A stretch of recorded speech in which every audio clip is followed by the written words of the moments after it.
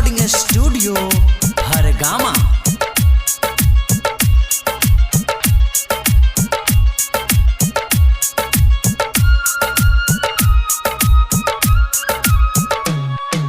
छोरे भाई कोइल खिसा सिंगर लोग के बदलल दिशा अब सुना बतानी ढोरी चलीसा। पहिले बियर ढोरी में डललस पवन भैया माजा मरलस। फिर आइल ढोरी के कहानी पियरी माटी से टोपनी रानी।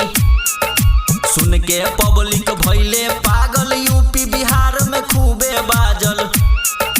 तब भइले खेसारी के नाम ढोरी में टूटल फुर्सत के बटाम।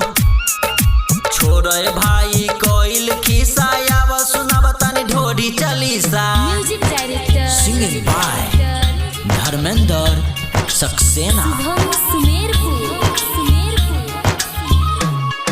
शिल्पी राज के बाजल गाना ढोरी के नीचे बालुधियाना। कहाँ रहे मीडिया थाना जब अवधेश प्रेमी आई लोकेशन से ढोरी खूबे खोजाइल।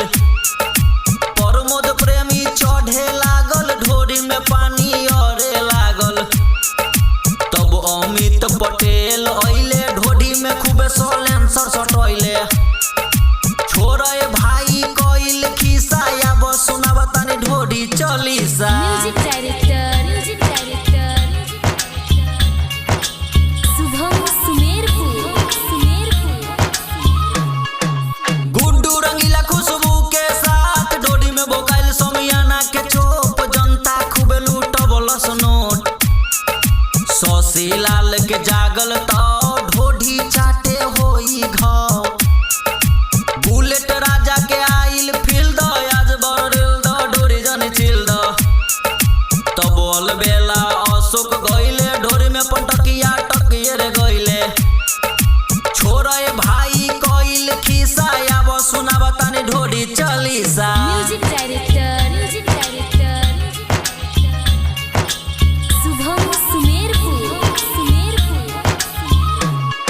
सुनाए मीडिया गीतिया ध्यान से खून नहीं फेंको अपना कान से। चंदन चंचल गइले नदान से। पतिया नतिया पटना बा देवरा ढोरी चटना बा। बनावन न्यूज के बहाना कहे धर्मेंद्र सक्सेना या सरफी दीवाना। नजरे भाई साथे बा कहे सिकंदर ठीक बाते बा। छोरे भाई कोइल खिसा अब सुना बतानी ढोरी चलीसा।